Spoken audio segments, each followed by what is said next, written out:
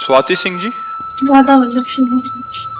राधा वल्लभ श्री हरिवंश। महाराज जी मेरी कोई संतान नहीं है, परंतु उसकी प्राप्ति के लिए शरीर की माता जी प्राय अलग अलग भगवान के पाठ करने को बोलती है। उनकी प्रसन्नता के लिए मैं कर तो लेती हूँ, पर श्री जी की शरणागत होने के कारण पूर्ण भाव नहीं बन पाता। कहीं श्री जी या अन्य या उन भगवान के प्रति अपराध तो नहीं बन रहा, मतलब अंदर से भाव नहीं रहता। पर कोई और भगवान है नहीं, एक ही है।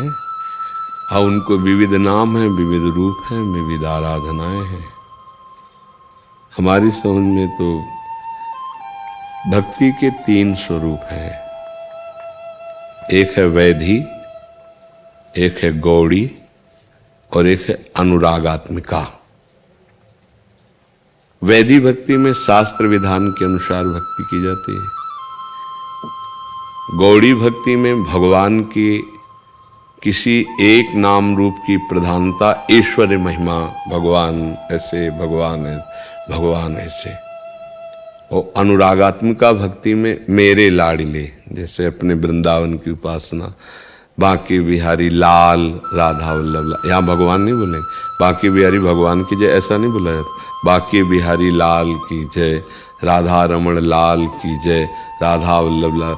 इस अनुरागात्मिका भक्ति में फिर दूसरों न कोई, मेरे तो गिरधर गोपाल। इसमें सिद्धांत नहीं है कि हम किसी अन्य वासना या कामना की पूर्ति के लिए किसी और के आगे हाथ भी जोड़ दें। बने तो रघुबर ते बने, ये अनुरागात्मा। बने तो रघुबर ते बने, बिगड़े तो भरपूर, तुलसी औरन ते बने, ता बनिबे पे धूर। ये प्रेम लक्षणा भक्ति का।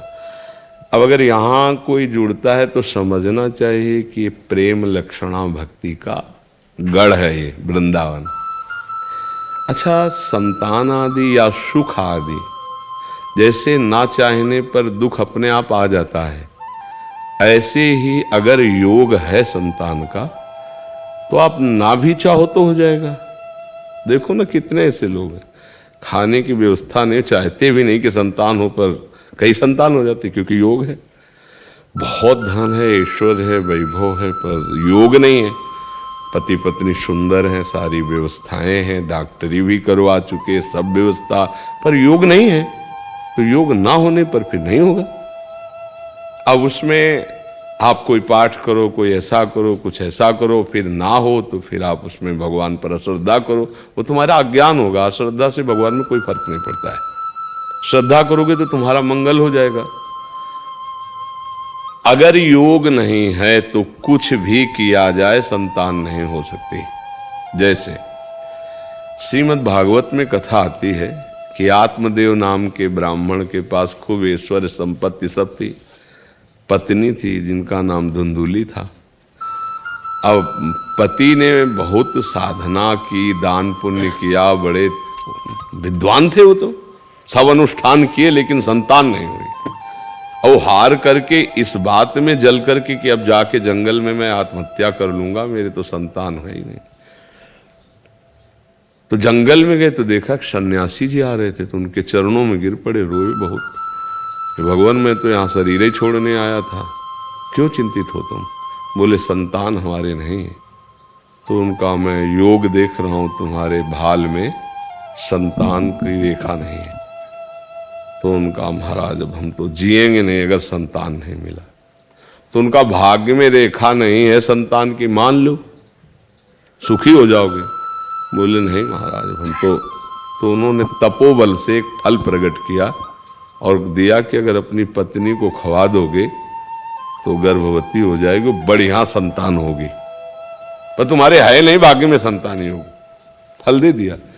फल लेके गए, अपनी पत्नी से कहा कि ऐसा है, तो उसने कहा हम खा लेंगे, विश्वास में दे दिया।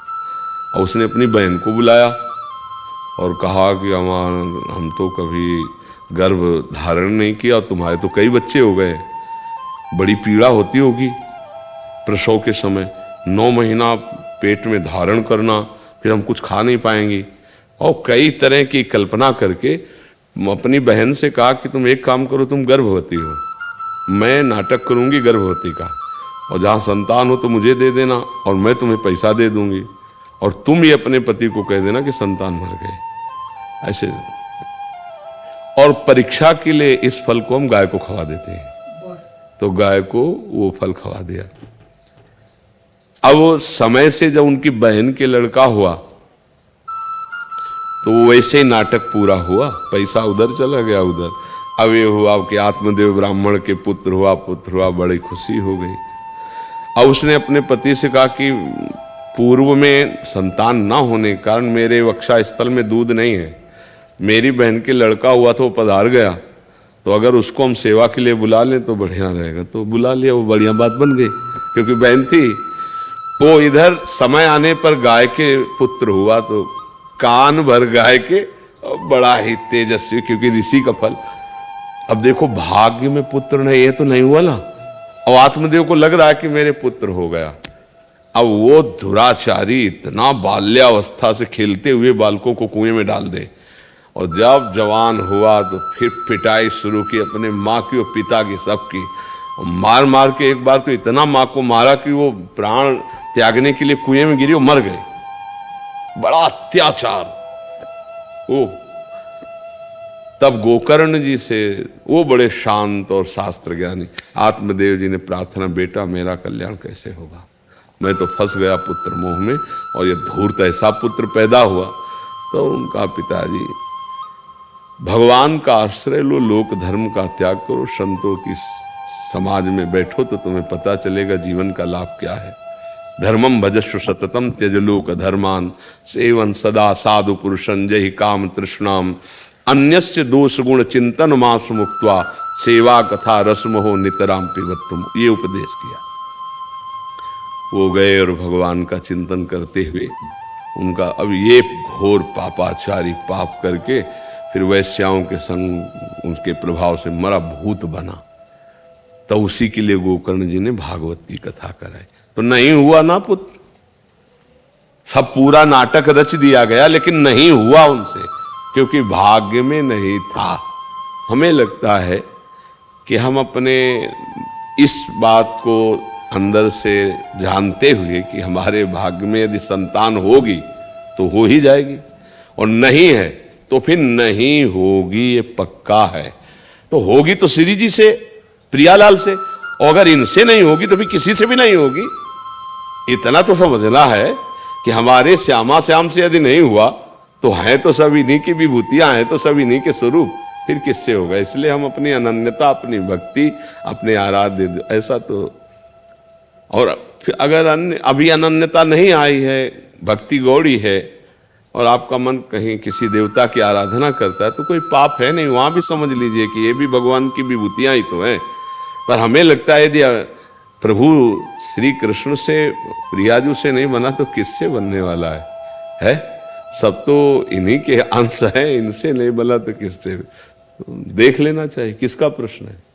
हाँ, देख लेना चाहिए, विचार पूर्वक देख लेना चाहिए। यही हम इनसे कह देते हैं, हमारे भी आपने सब संतुष्टि कर दी थी महाराज जी, तो हमारी पत्नी के भी नहीं है जी, इनसे भी हम यही कह देते हैं जी, श्री जी को जब देना होगा जी तो दे देंगे, नहीं तो स्वयं आ जाएंगे। हमारे इसमें श्री जी की सेवा में कई ऐसे परिवार हैं जिनकी संतान नहीं हुई, आजीवन के लिए अब ब्रह्मचर्य लेकर खूब भजन साधन और प्रभु को अपना मान लिया, जीवन कृतार्थ हो गया। समझो, अगर हमारे पास संतान नहीं तो भगवान ने कर्तव्य से बचा दिया, प्रपंच के कर्तव्य। अब हम परम कर्तव्य में लग जाएं, दोनों पति पत्नी, खूब नाम जप करें, खूब भजन करें, भजन करके भगवान को प्राप्त कर लें, सब कुछ हो गया। जिसको भगवत प्राप्ति हो जाती है वो सब ऋणों से मुक्त हो जाता है। देव ऋण, ऋषि ऋण, मातृ ऋण, पितृ ऋण, एकादशी स्कंद में भगवान वर्णन करते हैं। हाँ, अगर कुछ उपाय आदि करने से तो गृहस्थी धर्म है, अच्छा है, लेकिन उपाय के बाद भी यदि सफलता नहीं तो राजी रहना सीखो कि भाई अब हमारे प्रारब्ध में नहीं है, अब नहीं है तो फिर क्या उपाय किया जा सकता है, तो उसको धैर्यपूर्वक सहना चाहिए। फिर अन्य उपाय नहीं करना चाहिए कि हम इधर से उधर से, फिर वो वही धुंधकारी वाली बात।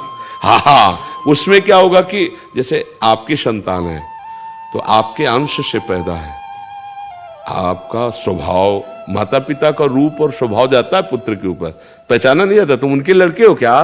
बोले क्यों? बोले आकृति मिलती है और देखो डीएनए भी मिलता है, नहीं मिलता, और स्वभाव, आचरण, माता पिता का ढांचा पुत्र के ऊपर आता है ना, पुत्र या पुत्री संतान के ऊपर, उससे गुण भी आते हैं।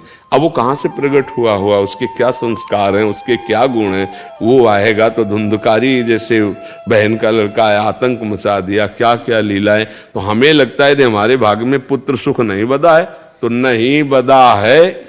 अगर जबरदस्ती करोगे तो हो सकता है कि फिर आपका जीवन क्लेशमय हो जाए, आनंद छूट जाए। इसलिए भगवान को अपना मान लो, जो मानो इनको, तो पुत्र मानो तो भी राजी है, पिता मानो तो भी राजी है, भगवान तो बहुत करुणामय है। इन्हीं को अपना मान के फिर भजन करे, क्योंकि जब प्रारब्ध में नहीं है तो फिर भजन करे, भजन से भगवत प्राप्त। और देखो जिनके पुत्र हैं उनके लिए विमाने थोड़ी आ रहे हैं भाई लड़का है तो विमाने गली में रोते घूम रहे कि हमारे लड़के ने सब कुछ लिखवा लिया और घर के बाहर कर दिया आपको।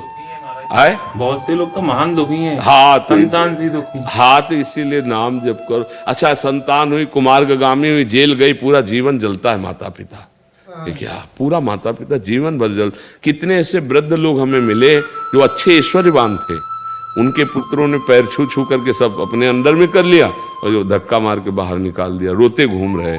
तो जरूरी नहीं कि पुत्र प्रकट होगा तो सुख ही देगा, और अगर विधान में सुख है, पुत्र सुख है, तो बिना प्रयास के हो रहे हैं। रोकना चाहो तो नहीं रुकेंगे। अगर 4 संतान 5 जो भी होना हो जाएगा। देखो ना गांव में, देखो ना, खाने को नहीं 4-4 लड़के हैं। तो हमें लगता है भगवान के आश्रित रहे और जैसे प्रभु हमें रखे हमें राजी रहना चाहिए।